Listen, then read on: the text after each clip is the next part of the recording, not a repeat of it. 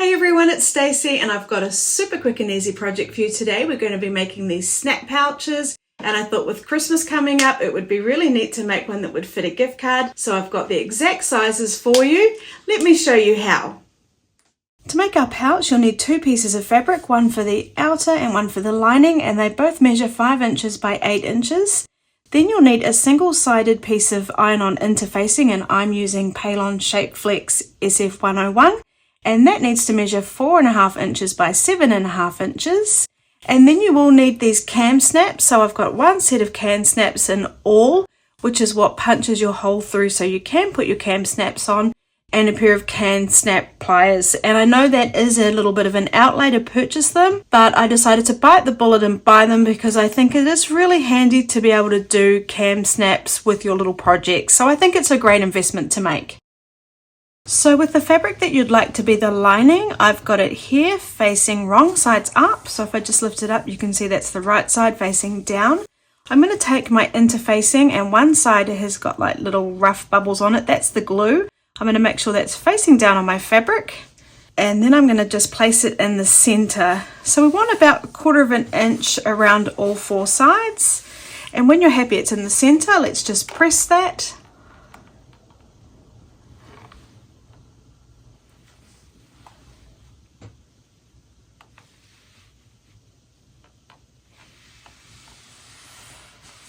Okay.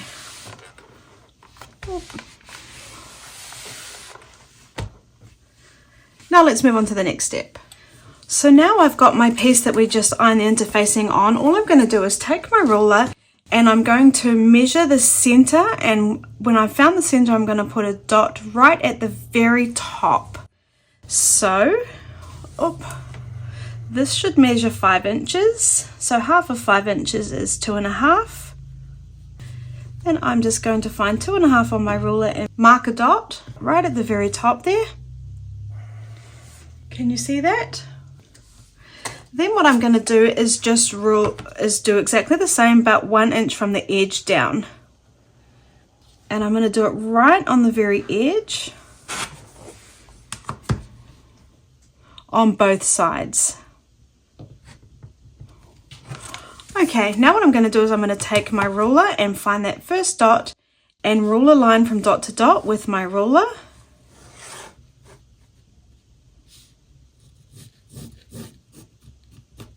And I'll do the same for the other side.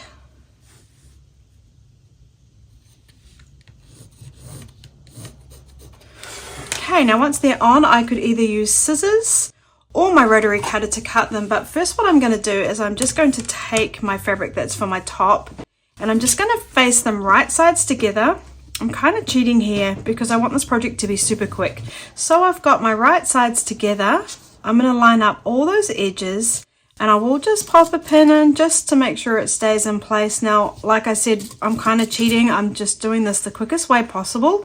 You could do them one at a time if you wanted, but we just need to cut off where we've got these lines here. You could do that with scissors. I'm just going to use my ruler.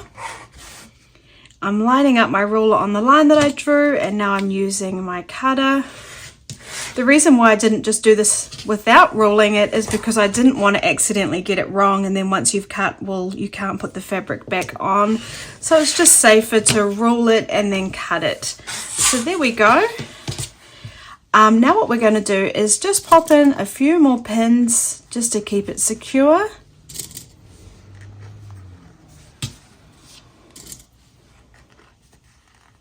Oh, that one's in the way now. I'm going to pull that one out too and just pop them in the corners like I like to. Sorry guys.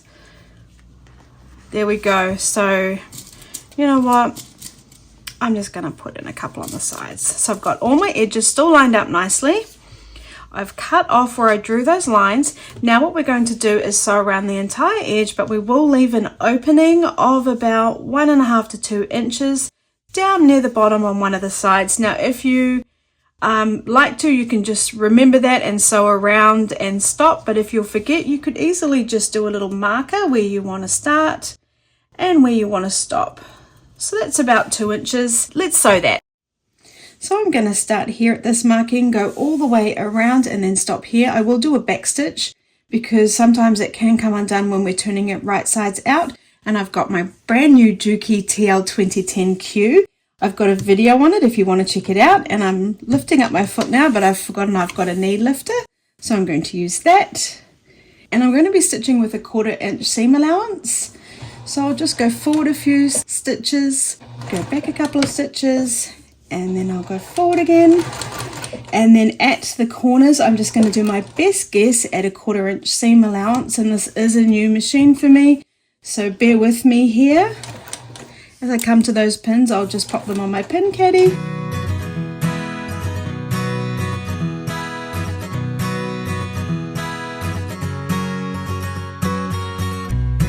Then when I come to the point, again, I'm just going to do my best guess and make sure my needle's down, lift my foot up and turn. If I've gone too far, I'll just go backwards, or if I haven't gone far enough, I'll do 1 or 2 more stitches.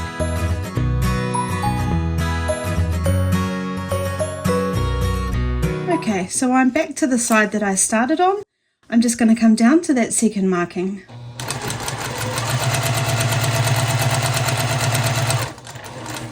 And I will do a back stitch. Cut my thread. Okay, we're done. So trim any loose threads, and what I'm going to do is just go around and cut off all the excess on the corners so that it sits nicely when we turn it right sides out.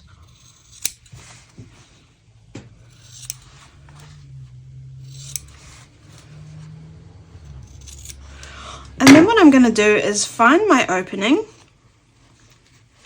pop my fingers in, grab the side and pull it through.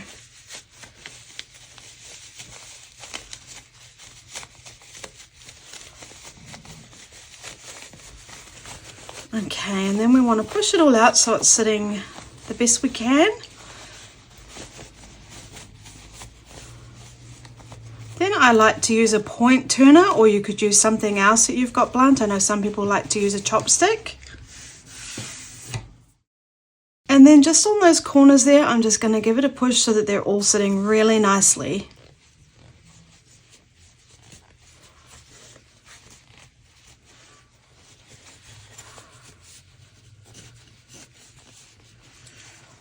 Okay, once all the corners are sitting nicely, let's give that a press. And if you've got any threads coming out, you can just give them a trim.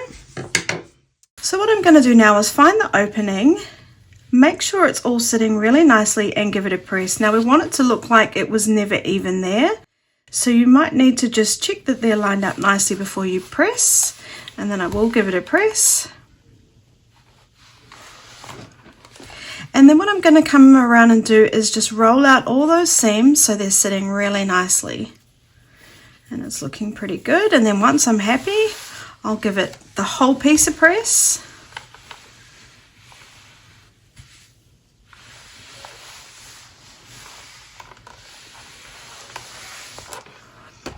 Okay, and then, oh, actually let's just give the inside a press too. It's looking a bit wrinkly. And I feel like that could be sitting a little bit nicer.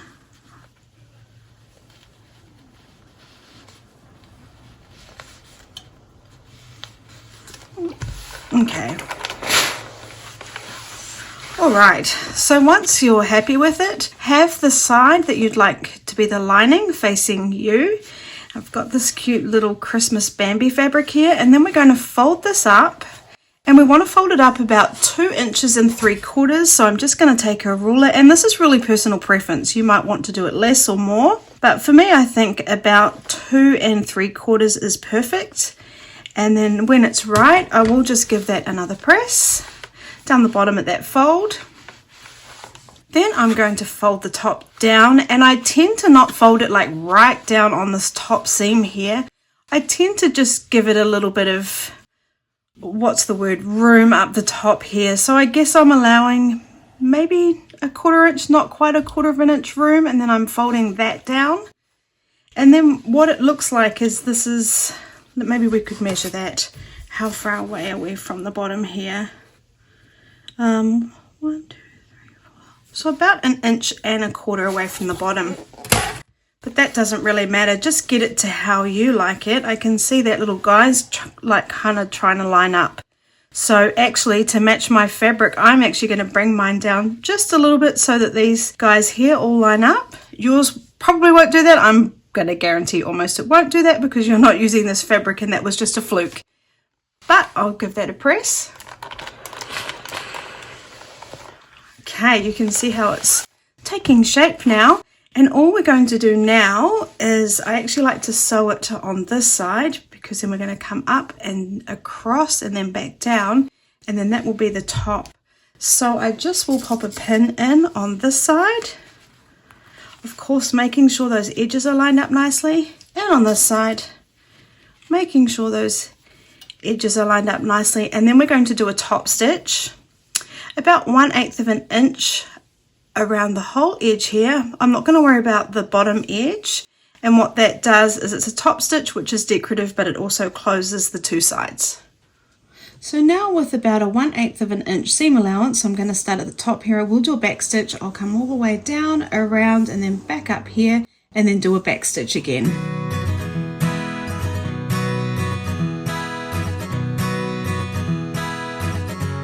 Moving my needle down, lifting my foot up and turning.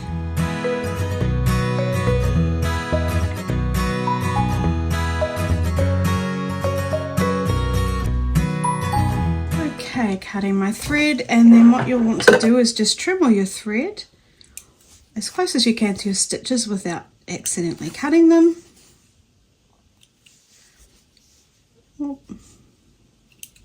And now let's do our snap.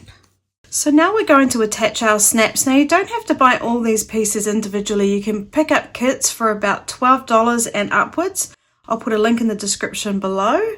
Now what I did find was if you just take a snap and try and guess the center, it seems to always go wrong. Well, it always goes wrong for me. So what I'll do is I will take my ruler. Oh, I'll just move that out of the way, and I'm going to find the middle. Now it should measure about 4.5 inches across. So I'll just bring it down a bit, and half of 4.5 inches is 2.25 inches. So then I'm going to find 2.25 inches on my ruler, take my snap, and there is a sharp bit there, line it up with the 2.25 inches, and then work out just by eye where I want it to sit in relation to the point of the flap. And then once I'm happy, I'm just going to push down so I get a little marking. Actually, that's a bit high. So make sure you are in the center at 2.25 inches or your center. Give it a little push, and then you'll have a little mark there where you've been pushing down. So then I'm going to get my awl. I'm going to put it right on my little mark, and I'm just going to poke it through, making sure I don't accidentally poke myself. It's very sharp, making a hole there. Then I'm going to get a top cap, pop it on, push it right through. Either use a female or a male cap, and they're just slightly different, and you can check that they're going to fit by just placing them on top. It's very tempting to now push down and check, but it's very hard to get them undone again, so trust me, I've also done that. So just take either one, it doesn't matter which one. Take your pliers and then place the snap in there. Now just give it a press, and you feel like you're going to hear a sound, but you're not.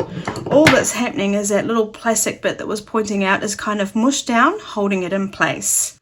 So now what I'm going to do is fold it down, line it up where I want it to be, and then I just sort of push it, and then it creates a little circle, an indent. I don't know if you can see that on the camera.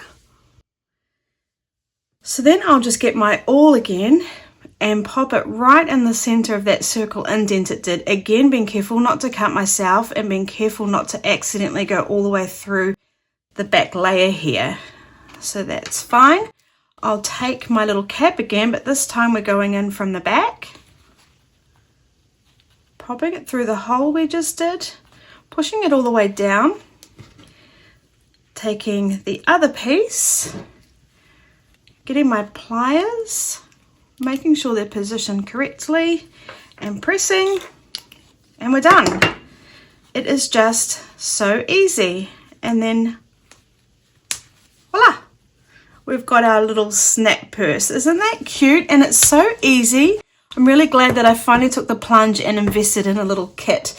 And this size is just absolutely perfect for a gift card. You might want to be buying someone a gift card this Christmas. You could make this little pouch and pop it in there. And I also thought it might be cute to put a little ribbon on it. So when you were sewing up the sides, you just pop a little bit of ribbon on there. And you could even hang it on the Christmas tree. Isn't that cute, you guys? So there we have my snap pouch tutorial. I think it might be my easiest tutorial yet. You can find the cutting instructions and more information over on my website. I'll put a link in the description below. Don't forget you can make them any size you want, just add on a few inches. And don't be intimidated by the snaps. It's a small investment, but I think you'll have a lot of fun doing them and you'll be surprised at how easy they are to do. Please leave me a comment and tell me if you plan on making your own little snap pouch and who you're making it for. Thanks so much, and I'll see you again next week.